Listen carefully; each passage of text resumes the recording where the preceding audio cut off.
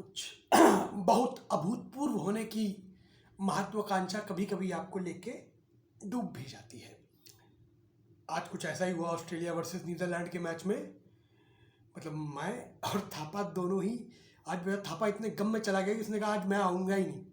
Thapa was expected कि Australia पहले batting करके 400 रन मारेगी और मैंने कहा था 399 हो जाएंगे पर 400 नहीं होने दूंगा। एंड सी एग्जैक्टली 399 50 ओवर में ऑस्ट्रेलिया ने मारे, जो कि मुझे लगता है कि 35 ओवर तक तो किसी को भी एक्सपेक्टेड नहीं था कि ऑस्ट्रेलिया 400 पहुंचेगी। बट मतलब अब या ऐसे मैचेस देख के आपको समझ में आता है कि ग्लेन मैक्सवेल जैसे इंसान को टीमें क्यों ढोती हैं। Why he is called one of the deadliest player on this planet. इसी साल एडन मार्करम ने विश्व कप में फास्टेस्ट सेंचुरी का रिकॉर्ड बनाया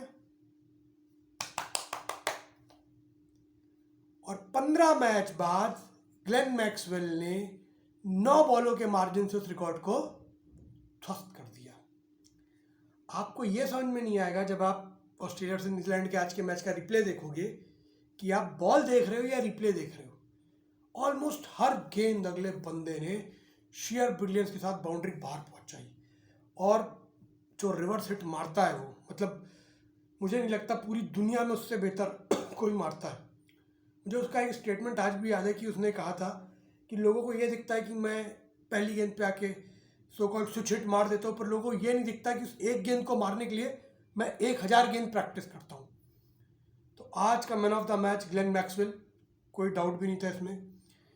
40 गेंदों में सेंचुरी मारी और उसके चेहरे पे जो रिलीफ दिखा था और जॉर्ज ऑस्ट्रेलिया के चेहरे पर रिलीफ दिखा था, तो आज आप कह सकते हैं फाइनली ऑस्ट्रेलिया इज बैक। क्यों?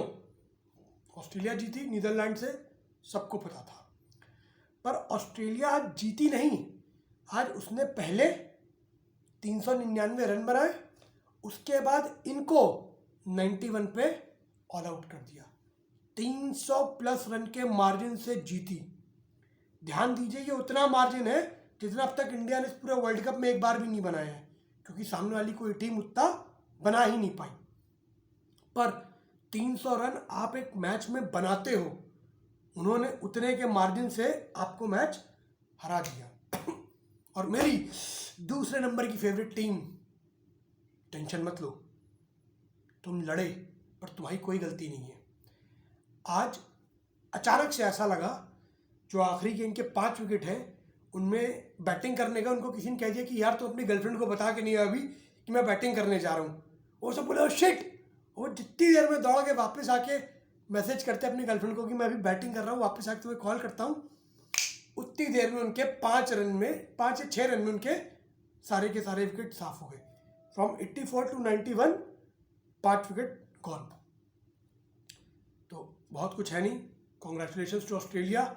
और आज के मैच में हुआ केवल इतना है कि पाकिस्तान की जान चली गई है, क्योंकि आप पॉइंट टेबल में तो आप ऑस्ट्रेलिया को मैच कर लोगे, पर आज के जो रन से जीती है तो उससे जो ऑस्ट्रेलिया के पास नेट रन रेट आया है वो नेट रन रेट तो भैया अभूतपूर्व हो गया है। ऑलमोस्ट इंडिया के बराबर उनका नेट रन रेट आ गया है। वो अलग मसला है, इंडिया पॉइंट में बहुत आगे है, जो वो मैच नहीं कर पाएंगे क्योंकि इंडिया इनविंसिबल जा रही है।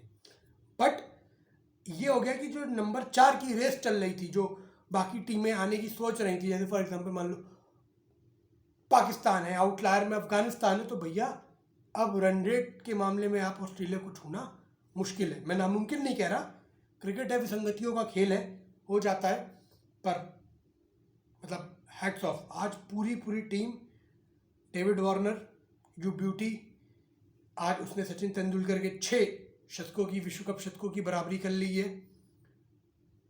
लगभग आई गेस 29 पारियों में उसके 6 शतक हो गए और 22 में 7 शतक है रोहित शर्मा के। तो सारे बॉक्सेस टिक, मिचेल स्टार्क की बॉल घूमने लगी।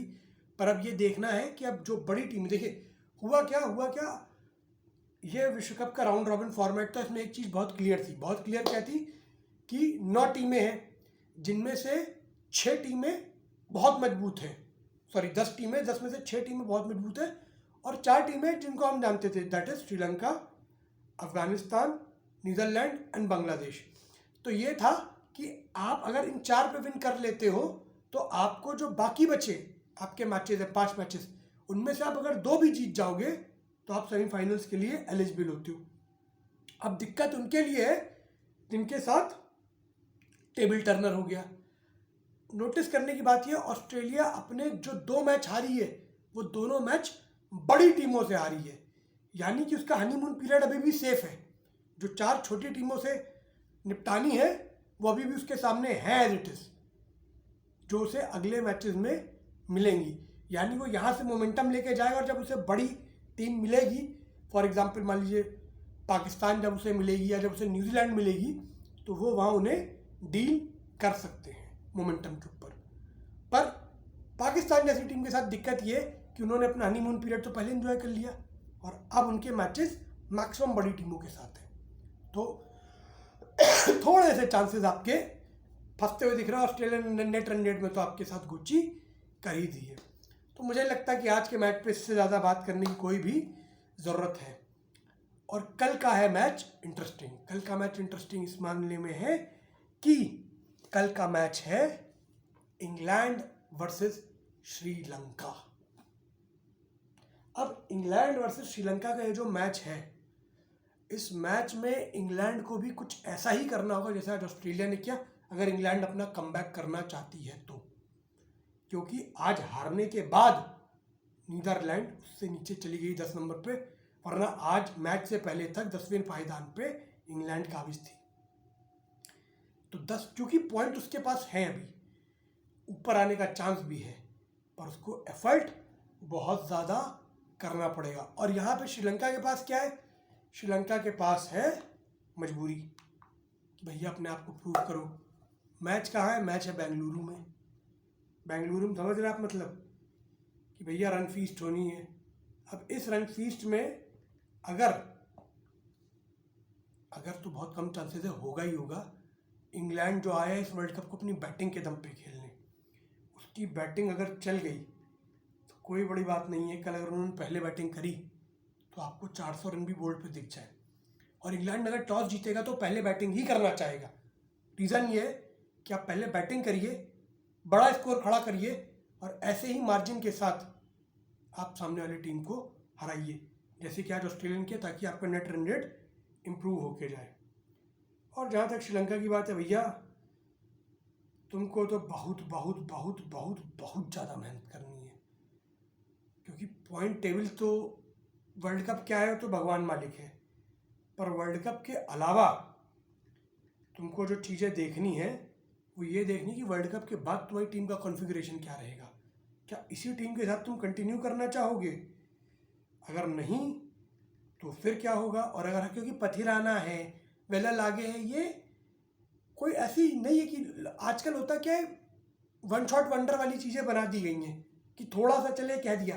भैया जिसने पथिराना को बनाया ना, वो महेंद्र सिंह धोनी कहता है पथिराना 4 ओवर ज़्यादा का बॉलर नहीं है। अब आप सोचिए कि आपको क्या करना है। अगर आपको आगे भी यही करता है तो भगवान मालिक है आपका, और अगर नहीं तो फिर तो भैया मेहनत करो। और अगर मेहनत नहीं करोगे तो ये यकीन मानो कि तुम्हारा सिस्टम जाने वाला है। और एक बड़ी खुशी की बात हुई, वो खुशी की बात क्या है कि मैं कहता हूँ, मैं पहला वाहिद आदमी रहा हूँ इस पूरे यूट्यूब चैनल में जिसने बात कही थी कि अफ़गानिस्तान में आपको चेंज दिखेगा, क्योंकि अब उनके पास है अजय जाडेजा। और कमाल की बात यह कि जैसे ही अफ़गानिस्तान ने पाकिस्तान को हराया, अब यही सेम पॉइंट हर पाकिस्तान के मीडिया चैनल को दिखने लगा है। मैं कोशिश करूंगा कि उसके एक पाइलअप कंपाइल बना के एक शॉट यहाँ पे डालूं, ताकि आप लोगों को पता चले कि अपनिश भगवान है। मजाक था, पर भाई कभी कभी चीज़ें दिखती है, मोमेंटम दिखता है, आपको समझ में आता है। कल का मैच पॉइंट टेबल पे श्रीलंका के लिए बिल्कुल भी ज़रूरी नहीं है, क्योंकि इनका हश्र सबको पता है, आगे इनको इंडिया से भी खेलना है। मोमेंटम मतलब जैसे अब नीदरलैंड है, आपको कहते हैं नीदरलैंड क्वालिफाई करेगी क्या? नहीं कर सकती। सेम केस श्रीलंका और बांग्लादेश के साथ है कि आप परम्यूटेशन कॉम्बिनेशन में तो इनको क्वालिफाई करवा सकते हो, पर रियलिस्टिक वर्ल्ड में इनका क्वालिफाई करने का कोई भी चांस नहीं है। तो कल का जो मैच है वो इम्पॉर्टेंट है इंग्लैंड के लिए।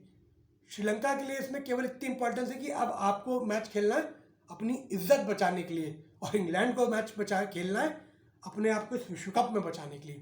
क्योंकि कल अगर इंग्लैंड मतलब कोई भी धोखा होगा इंग्लैंड के साथ कल, या कल इंग्लैंड बड़े मार्जिन से नहीं जीती और रन रेट लेके नहीं आ पाई, तो इंग्लैंड भी ऑलमोस्ट आप आउट होने की कगार पे समझिए।